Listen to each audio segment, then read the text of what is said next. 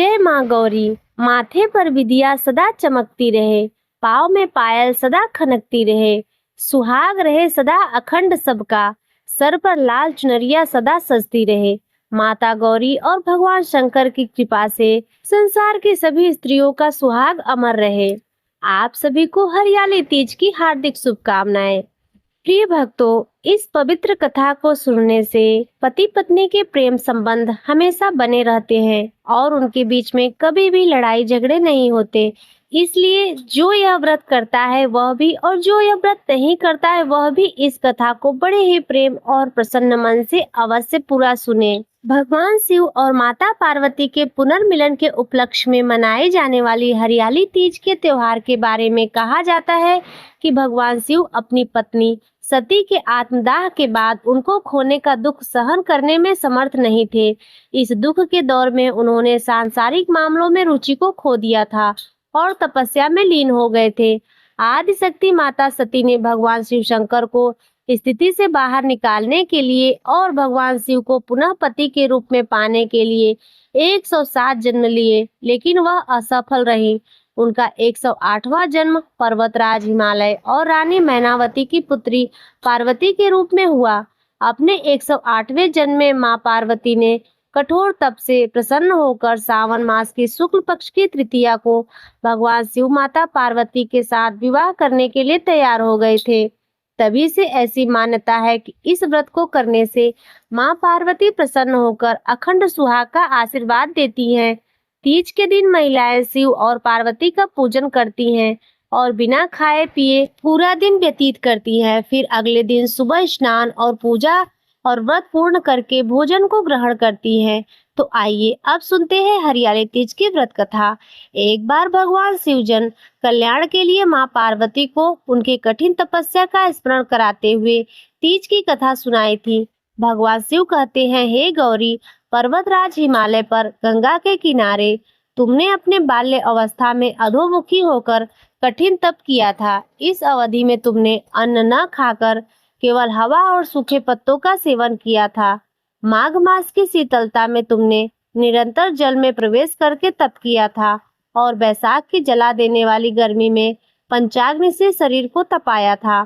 श्रावण मास की मूसलाधार वर्षा में खुले आसमान के नीचे बिना अन्न और जल ग्रहण किए तुमने समय व्यतीत किया। तुम्हारी इसी कष्टदायक तपस्या को देखकर तुम्हारे पिता बहुत दुखी हुए और नाराज होते थे। तब एक दिन तुम्हारी तपस्या और तुम्हारे पिता की नाराजगी को देखकर नारद जी तुम्हारे घर पधारे। तुम्हारे पिता द्वारा आने का कारण पूछने पर नारद जी ने कहा, हे गिरिराज, मैं भगवान विष्णु के भेजने पर भी यहाँ आया हूँ। आपकी पुत्री की घोर तपस्या से प्रसन्न होकर विष्णु भगवान उससे विवाह करना चाहते थे। इस बारे में आपकी क्या राय है? नारद जी की बात को सुनकर पर्वतराज हिमालय बहुत प्रसन्नता के साथ बोले, हे मुनिवर, यदि स्वयं भगवान विष्णु मेरी कन्या का वरण करना चाहते हैं तो मुझे क्या आपत्ति हो सकती है। वह तो साक्षात ब्रह्मा है। यह तो हर पिता की इच्छा होती है कि उसकी पुत्री सुख संपदा से युक्त पति के घर की लक्ष्मी बने। नारद जी तुम्हारे पिता की स्वीकृति पाकर विष्णु जी के पास गए और उन्हें विवाह तय होने का समाचार सुनाया। परंतु जब तुम्हें इस विवाह के बारे में पता चला तो तुम्हें बहुत दुख हुआ। तुम्हें इस प्रकार से दुखी देखकर तुम्हारी एक सहेली ने दुख का कारण पूछा। तब तुमने बताया कि मैंने सच्चे मन से भोलेनाथ का वरण किया है, परंतु मेरे पिताजी ने मेरा विवाह विष्णु जी के साथ तय कर दिया है। मैं धर्म संकट में हूँ। अब मेरे प्राण त्याग देने के अलावा और कोई उपाय नहीं बचा है। तुम्हारी सखी बहुत समझदार थी। उसने कहा, प्राण त्याग देना ही समस्या का हल नहीं होता। संकट के समय धैर्य से काम लेना चाहिए। नारी के जीवन की सार्थकता इसी में है कि जिसे मन से पति रूप में एक बार आवरण कर लिया, जीवन भर उसी से निर्वाह करे। सच्ची आस्था और एक निष्ठा के सामने तो स्वयं भगवान ही असहाय हैं। मैं तुम्हें घने जंगल में ले चलती हूँ, जो साधना के लिए सही स्थान है, जहाँ तुम्हारे पिताजी तुम्हें खोज भी नहीं पाएंगे। मुझे पूर्ण विश्वास है कि ईश्वर अवश्य तुम्हारी सहायता करेंगे। तब अपनी सखी की बात सुनकर और मानकर तुमने ऐसा ही किया। तुम्हारे पिता तुम्हें घर में न पाकर बड़े चिंतित और दुखी हुए। वे सोचने लगी कि मैंने तो विष्णु जी से अपनी पुत्री का विवाह तय कर दिया है, यदि विष्णु जी की बारात लेकर आ गए और कन्या घर पर नहीं मिली तो बहुत अपमान होगा। ऐसा विचार करके पर्वतराज हिमालय ने चारों ओर तुम्हारी खोज शुरू कर दी। इधर वह सब तुम्हें खोजते रहे और उधर तुम नदी के किनारे एक गुफा में मेरी आराधना में लीन रहने लगी।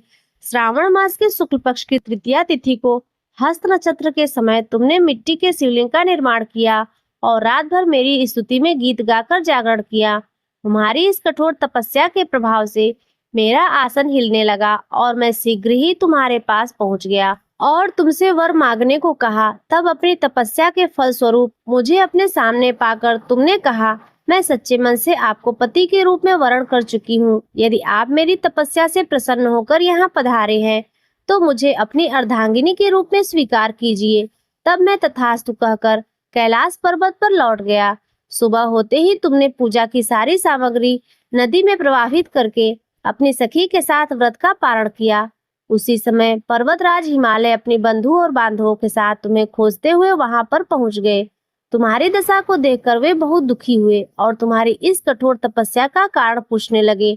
तब तुमने कहा, पिताजी, मैंने अपने जीवन का अधिकांश समय कठोर तपस्या में बिताया है।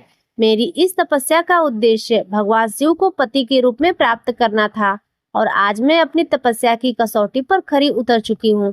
आज मेरी तपस्या सफल हो गई है क्योंकि आप मेरा विवाह विष्णु जी के साथ करने का निश्चय कर चुके थे। इसलिए मैं अपने आराध्य की तलाश में घर से निकल गई। अब मैं आपके साथ इसी शर्त पर चलूंगी कि आप मेरा विवाह भगवान शिव के साथ करेंगे। तब पर्वतराज हिमालय ने तुम्हारी इच्छा को मान लिया और तुम्हें घर वापस ले गए। कुछ समय बाद उन्होंने पूरे विधि और विधान के साथ हम दोनों का विवाह करवाया। भगवान शिव ने कहा, हे पार्वती, सावन मास के शुक्ल पक्ष की तृतीया तिथि को तुमने मेरी आराधना करके जो व्रत किया था उसी के फल स्वरूप हम दोनों का विवाह हुआ है। भगवान शिव ने पार्वती जी से कहा, जो स्त्रियां पूरी निष्ठा और श्रद्धा के साथ इस दिन व्रत करके तुम्हारी पूजा करेंगी, मैं उन्हें अचल सुहाग प्रदान करूंगा। बोलिए माता पार्वती और भगवान शंकर की जय। प्रिय भक्तों, अब आइए सुनते हैं हरियाली तीज की एक और कथा। एक गांव में एक साहूकार दंपत्ति था। भगवान की कृपा से साहूकार दंपत्ति के 7 पुत्र हुए, लेकिन साहूकार दंपत्ति को एक पुत्री की इच्छा थी। वे चाहते थे कि उनकी पीढ़ी में किसी के भी लड़की नहीं हुई है, जिस वजह से उसके सभी तीज त्योहार, राखी, भाई दूज बिना राखी और तिलक के खाली ही निकल जाते थे। तब साहूकार ने तीज माता से एक लड़की की इच्छा की। हे तीज माता, आपने मुझे 7 पुत्र दिए हैं, कृपया करके मुझे एक बेटी दीजिए ताकि मेरी कन्यादान करने की इच्छा भी पूरी हो जाए। तब एक दिन तीज माता की कृपा से साहूकारनी को एक पुत्री हुई। दोनों साहूकार और दंपत्ति बेटी को पाकर बहुत खुश हुए। उन्होंने पूरे गांव में लड्डू बंटवाए। पूरा गांव साहूकार को बधाइयां देने लगा। इस तरह उनका समय हंसी खुशी बीतने लगा। जब साहूकार के 7 पुत्र विवाह लायक हुए तो साहूकार दंपत्ति ने अपने 7 पुत्रों का विवाह कर दिया और उसके कुछ सालों बाद साहूकार दंपत्ति का देवलोक गमन हो गया। समय बीता। 7 भाइयों की बहन, जिसका नाम तीजाबाई था, वह विवाह लायक हो गई। 7 भाइयों ने अपनी बहन का धूमधाम से विवाह कर दिया। विवाह के बाद जब सावन का महीना आया तो ससुराल वाले बहू को मायके छोड़ गए, यह कहकर कि पहले सावन में सास और बहू एक साथ नहीं रहते, नहीं तो सास और बहू में लड़ाइयाँ होती है। पुराने जमाने में यही रीत मानी जाती थी। तब बहन 1 महीने के लिए सावन में मायके आई। तीजाबाई अपनी सहेलियों के साथ रोज बागों में झूला झूलने जाती, मेले में खरीदारी करती, झूला चकरी झूलती, हरी हरी चूड़ियां पहनती, मेहंदी लगाती।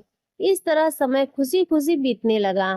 तब एक दिन हरियाली तीज आई तो 7 भाभीियों के लिए उनके पति ने लहरिया, घेवर और सुहाग की पिटारी लेकर आए, लेकिन तीजाबाई के ससुराल से ना लहरिया आया और ना घेवर आया और ना ही सुहाग की पिटारी आई। जब तीज वाले दिन 7 भाभियां अपनी अपनी लहरिया ओढ़ पहनकर 16 श्रृंगार करके तीज माता की पूजा करके घर आई तो ननद तीजाबाई अपनी भाभीियों से बोली कि भाभीियों, मेरे ससुराल से तो ना लहरिया आया, ना घेवर आया और ना ही सुहाग का सामान आया। अब मैं क्या ओढ़ पहनकर तीज माता की पूजा करने जाऊं? तो भाभियां कुछ नहीं बोली। तब तीजाबाई ने अपने सभी भाभीियों से उनका लहरिया पहनने के लिए मांगा। तो 6 भाभियों ने तो इनकार कर दिया। वे अपने अपने कमरे में चली गई। पर 7वीं भाभी ने अपनी ननद से कहा कि भाई साहब, मैं एक शर्त पर आपको अपना लहरिया ओढ़ने के लिए दूंगी। जब आप मुझे यह वचन दो कि आप मेरे लहरियों को जैसा लोगे वैसा ही लौटाओगे। अगर थोड़ा सा भी मुझे दाग धब्बा दिखाई दिया तो लहरिया का रंग उतरा हुआ दिखाई दिया तो कहीं से कटा फटा दिखाई दिया तो मैं आपके खून से भी उसे रंगवाऊंगी। तो ननद ने कहा, भाभी आप चिंता मत करो, मैं लहरिये का पूरा ध्यान रखूंगी। उसके बाद ननद ने 7वीं भाभी का लहरिया पहनकर 16 श्रृंगार किया और अपनी सहेलियों के साथ तीज माता का पूजन करने चली गई। पूजा करते समय लहरियों पर कई निशान हो गए। कभी रोली का छींटा लगा तो कभी मेहंदी का हाथ लग गया तो कभी घेवर की चाशनी गिर गई। और जहां वे पूजा कर रही थी वहां एक बेरी के पेड़ की झाड़ी थी, उसमें लहरिया उलझ गई तो एक दो जगह से लहरिया फट गया। जब ननद जी घर आ रही थी तो बारिश शुरू हो गई। बारिश में लहरिया भीग गया, उसका रंग भी उतर गया। ननद जी ने जब देखा तो वह डरते डरते घर आई और लहरिये को सुखाकर फटी जगह से उसे सिल दिया और अच्छे से समेटकर भाभी के कमरे में ले जाकर रखाई। थोड़ी देर बाद जब 7वीं भाभी ने खुद के लहरिये को देखा तो वह बहुत नाराज हुई। शाम को उसका पति काम से लौटा तो उसने अपनी पत्नी के नाराज होने का कारण पूछा। तो पत्नी ने क्रोधित हुए अपने पति को पूरी बात बताई और बोली कि जब तक आप अपनी बहन को मारकर उसके खून से मेरे लहरियों को नहीं रंगेंगे तब तक मैं अन्न जल ग्रहण नहीं करूंगी। पति ने जब अपनी पत्नी को समझाया तो हमारी यह लाडली बहन है, हमारे माता पिता की चहेती है, हमारी 7 पीढ़ियों में पहली बार हुई है, तीज माता की कृपा से हुई है, तभी तो हमारे माता पिता ने उसका नाम तीजाबाई रखा है। ऐसा निष्ठुर जघन्य पाप मुझसे मत करवाओ। ऐसा समझाते हुए उसके पति ने कहा। लेकिन उसकी पत्नी नहीं मानी। आखिर हार कर 7वें भाई ने अपने 6 बड़े भाई और भाभीियों से छुपकर अपनी बहन को सोते हुए एक बोरी में डालकर रात्रि में ही जंगल में ले गया। वहां ले जाकर उसकी गर्दन काटी और उसके खून से अपनी पत्नी का लहरिया रंगा। फिर बहन की लाश को वही बोरी के झाड़ी में फेंक कर गाड़ कर घर आ गया। सुबह जब 6 बड़े भाई और भाभीियों ने पूछा कि तीजा कहाँ है तो 7वां भाई और भाभी बोले कि उसका मन नाना और नानी के घर जाने को हो रहा था तो हम उसे रात में ही वहां छोड़ आए। इस तरह सावन का 1 महीना बीत गया। ननद के सास ससुर ने सोचा कि अब बहू को घर बुला लेना चाहिए तो उन्होंने नाई को कहा कि तुम हमारी बहू के मायके जाओ और वहां से उसे ले आओ। पुराने जमाने में नाई और नायन भी जाया करती थी। तब नाई बहू के मायके की ओर चल पड़ा। बीच रास्ते में जंगल आया। तभी वह उस बेरी के झाड़ के पास थोड़ी देर के लिए बैठ गया। तभी नाई को बेरी के झाड़ में बहुत मीठे मीठे रसीले बेर नजर आए। जैसे ही नाई बेर तोड़ने लगा तो उसमें से आवाज आई कि मेरे बेर मत तोड़ो, भाई ने पाप किया है, मेरी गर्दन काटी, भाभी का लहरिया मेरे खून से रंगा। यह सुनकर नाई डर गया और भागकर सीधा बहू के मायके में ही जाकर रुका। उसने वहां जाकर कहा कि मैं बहू को लेने आया हूँ, आप बहू को मेरे साथ भेज दीजिए। तो बड़ा भाई बोला कि हमारी बहन तो ननिहाल गई हुई है, कुछ दिन बाद आकर ले जाना। तो नाई घर लौट आया और आकर सारी बात बताई। उसके कुछ दिनों के बाद ससुर ने अपने छोटे बेटे को अपनी भाभी को लेने के लिए उसके मायके भेजा। देवर अपनी भाभी को लेने के लिए उसके मायके की ओर चल पड़ा। रास्ते में जंगल आया और वही बेरी का झाड़ आया। देवर भी इस बेरी के झाड़ के नीचे थोड़ी देर के लिए बैठ गया। उसे भी जब मीठे मीठे रसीले लाल लाल बेर दिखाई दिए तो वह खाने के लिए तोड़ने लगा। तो उसमें से आवाज आई कि देवर जी मेरे फल मत तोड़ना, भाई ने पाप किया है, मेरी गर्दन काटी, भाभी का लहरिया मेरे खून से रंगा। देवर ने सुना तो वह डर गया। जरूर यहाँ कोई भूतनी का वास है। वह जल्दी जल्दी वहां से भाभी के घर पहुंचा। वहां जाकर बोला कि भाभी को लेने आया हूँ, उन्हें मेरे साथ भेज दीजिए, मेरे माता पिता ने मुझे उन्हें लाने के लिए भेजा है। तो फिर से भाइयों ने कहा कि हमारी बहन तो ननिहाल गई है, आप कुछ दिनों के बाद आकर ले जाना। देवर भी वापस खाली हाथ चला आया। उसने भी जाकर सारी बात बताई। उसके बाद नंदोई आया, वह भी खाली हाथ चला। अंत में तीजा का पति खुद लेने आया। वह भी उस जंगल में गया और वह भी उस बेरी के झाड़ के नीचे सुस्ताने लगा और बैठा तो उसने भी बेर खाने की इच्छा से बेर तोड़ना चाहा। तभी आवाज आई कि हे स्वामी, मेरी बेरी के बेर को मत तोड़ना। भाई ने पाप किया है, मेरी गर्दन काटी और भाभी का लहरिया मेरे खून से रंगा। जब उसने पति से सुना तो वह मन ही मन सोचने लगा कि यह आवाज तो मेरी पत्नी की है। उसने चारों ओर तरफ देखा लेकिन उसे कोई दिखाई नहीं दिया। तब उसने बेरी के झाड़ को हिला हिलाकर जड़ से उखाड़ दिया। तभी तीज माता की कृपा से उसके नीचे से एक बहुत सुंदर कंचन जैसी काया वाली एक लड़की, लाल लहरिया ओढ़े हुए, सोने चांदी के गहने पहने एक नई युवती निकली। वह उसकी पत्नी जैसी दिखाई दे रही थी। तो पति ने पूछा कि तुम यहाँ गड्ढे में क्यों और कैसे आई? तो तीजा भाई ने अपने पति को पूरी बात बताई कि आपने तीज के दिन मेरे लिए लहरिया, घेवर और सुहाग का सामान नहीं भेजा, तो मैंने अपनी भाभीयों से उसका लहरिया तीज माता की पूजन करने के लिए थोड़ी देर के लिए पहनने को मांगा। तो 6 भाभीयों ने तो साफ इनकार कर दिया, लेकिन 7वीं भाभी ने मेरे साथ एक शर्त रखी कि मेरी 7वीं भाभी बोली कि अगर मेरा लहरिया खराब हुआ तो मैं तुम्हारे खून से लहरिया रंगवाऊंगी। तो मुझसे भाभी का लहरिया खराब हो गया।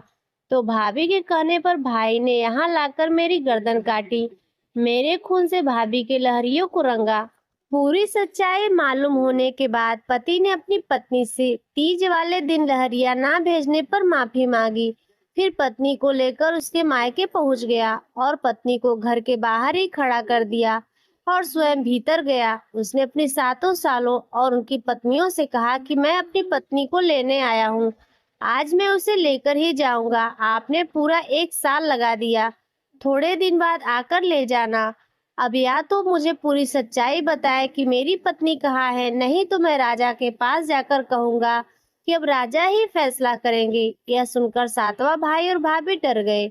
उनके धैर्य का बांध टूट गया। उन्होंने रोते रोते पूरी बात बताई और अपनी गलती की माफी मांगी। जब 6 बड़े भाई और भाभीयों को पता चला तो वे भी उन्हें बहुत बुरा भला कहने लगे। तभी उसकी बहन बाहर से भीतर आई और बोली कि मेरी जान तो तीज माता ने बचाई। फिर वो अपने भाई और भाभी से बोली कि कभी अगर ननद कोई गलती कर दे, उसे इतनी कठोर सजा ना दे और किसी भी सुहागन को उसके ससुराल वाले तीज के दिन घेवर, लहरिया और सुहाग की पिटारी भिजवाना ना भूले। और कोई भी सुहागन महिला कभी किसी और का लहरिया पहनकर तीज माता का पूजन ना करे। हे तीज माता, जैसे आपने 7 भाइयों की बहन की रक्षा की, वैसे ही सबकी करना। कहानी कहने वाले, कहानी सुनने वाले तथा हुकारा भरने वाले आप सभी को अखंड सौभाग्य की प्रिय भक्तों। अब आइए सुनते हैं हरियाली तीज की एक और कथा। किसी गांव में पूजा नाम की एक लड़की अपने माता पिता के साथ रहती थी। वे लोग बहुत ही गरीब थे। पूजा भगवान के शिव पूजा किया करती थी। हर सावन के महीने में वो रोज मंदिर जाती थी और भगवान शिव का पूजा और पाठ किया करती थी। धीरे धीरे पूजा विवाह के योग्य हो गई। पूजा के माता पिता को पूजा की शादी की चिंता होने लगी। वे सोचते थे कि पता नहीं पूजा का विवाह हम कैसे करेंगे। पूजा को हरियाली तीज का त्योहार बहुत ही पसंद था।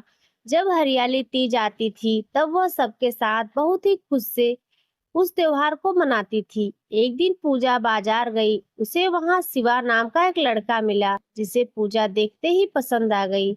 शिवा बहुत ही अमीर था। वह पूजा के पास आया और उससे बात करने लगा। शिवा को पूजा का स्वभाव भी बहुत पसंद आया।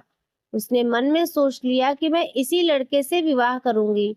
फिर पूजा अपने घर चली गई। इधर शिवा भी अपने घर आकर माँ से शादी की बात करता है और पूजा के बारे में उसे बताता है।